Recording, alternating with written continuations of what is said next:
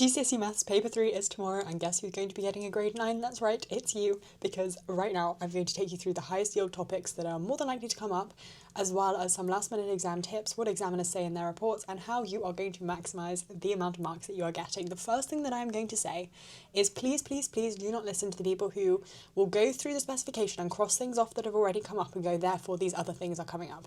It is the job of examiners to make sure that exams are not predictable. Yes, it is likely that if a big component has not yet come up in the exam, it will probably be tested. But it's not that, oh, something's come up already, it's not going to be tested again, this thing hasn't come up, therefore it's definitely going to come up. That just doesn't happen. It doesn't work like that. Sometimes they don't test entire parts of the specification one year. Sometimes they really hammer home on a certain area. So when you see people going, okay, this is 100% going to come up because it hasn't come up yet, listen to them. It can guide a bit of your revision, but don't count on it because it's not 100% going to be what happens. That being said, having looked at some past papers, having looked at what's already come up, I'm going to take you through some of the high yield topics that I'm expecting will make a show on this paper, simply because they are tested frequently, examiners are wanting them to come up again, and they are just very, very relevant for you to be focusing in on. We're going to touch on this briefly. So I've been through the examiner's reports, been through some past papers, this is what I've got.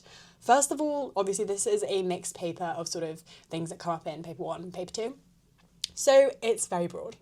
And the first thing in algebra, percentages, so growth and decay, thinking about compound interest and those sorts of things, I think that is a very high yield topic. They like to put that in paper 3, and they like to do it in the context of sort of wordier questions. So if you're the kind of person who doesn't like wordy questions, I would recommend having a look at these.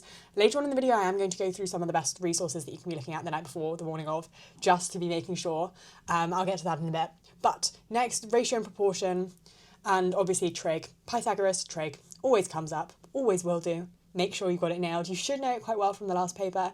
But again, if you need a bit of a refresher, go make sure you know your Socatura. In terms of like thinking about statistics, box plots, histograms, making sure you can draw them, making sure you can interpret them. And particularly if they haven't come up, I know in some exam boards they did in paper 2, but in a lot that they didn't, make sure that you do have an idea of how they work. You can interpret them, you'd be able to draw them yourself, crucially. And working with histograms as well from raw data, being able to then convert that into a histogram. A lot of students struggle with that. So I would make that a priority if it hasn't come up yet and you don't really know it, because that is something that is regularly tested. But of course, don't rely on it. Don't expect that it's 100% going to come up just because it hasn't already. Probability, tree diagrams and Venn diagrams are some big ones, and a lot of students forget that they're on the specification. I don't know why, I really love them, but I don't think a lot of students do. So I would make sure that you do have an idea of these two things, as well as that being able to sketch your graphs and transformations. So rotation, reflection, enlargement. Vast majority of exam boards hasn't come up yet. Vast majority of exam boards probably will come up. So don't rely on it, but do take a look at it to make sure that you've got that nailed in your head. Now, in terms of thinking about maximising your marks in paper 3, again, been through, had a look at what examiners are saying, and the main thing, RTFQ. Read the full, definitely stands for full, read the full question. What I mean by that is never, never, never, never read the first line, the second line, and just answer it and then move on. You need to really read and take it in. That's why the biggest tip that I will give you, and I know I've said this before and I'm going to say it again, is put your pen down the first time you read the question. So put your pen down, read the question once, pick your pen back up, read it again, and then answer it. Why? That's going to make sure that you capture all of the numbers that are in the question. You'll check whether it wants you to give it to a certain number of significant figures, if it wants you to round it in a certain way, if it wants you to give the answer in different units, for example. You're going to pick it up, but only if you read the full question properly. That is the most important thing, as is just generally checking units, checking your conversions, making sure that if the answer has been prescribed to be given in a certain way, you do give it in that certain way that it has been prescribed, because those are easy marks that you cannot be affording to lose. As well as that, write out every single one of your steps, even if you're really unsure, because chances are you're going to get marks anyway. And this is also the best thing that you can do, because again, you have access to a calculator. So it's really, really sort of easy for you, let's say, to just have your calculator out, do things on your calculator and write down the answer and not write down the steps.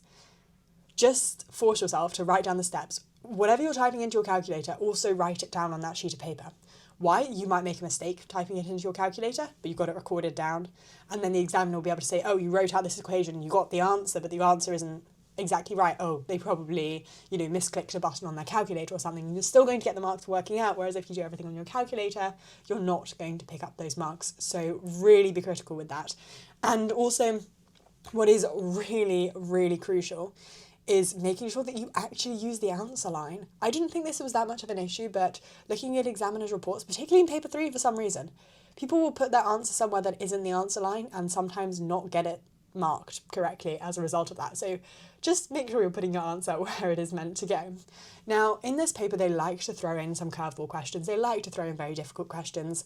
What do you do if you're faced with a question where you're just sat there thinking, oh my goodness, I have no idea how to even approach this? The first thing, you are not going to panic. If it looks a bit weird, try plugging in different numbers, try extracting as much information as you can about the question, and see if from doing that you can interpret at least what topic area you're being tested on. That might prompt some ideas. Or if you write down some known formulae, that might help you be able to think, okay, I've got all of these different things. Oh, I've got these enough variables to use this equation. I can find this other variable. Is that going to take me any further?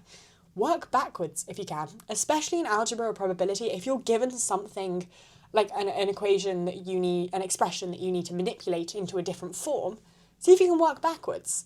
The thing is, if you are doing that, so let's say you're given a certain algebraic expression and it says, okay, show that this can be rewritten in this way. If you do work backwards, make sure you then write out your working forwards.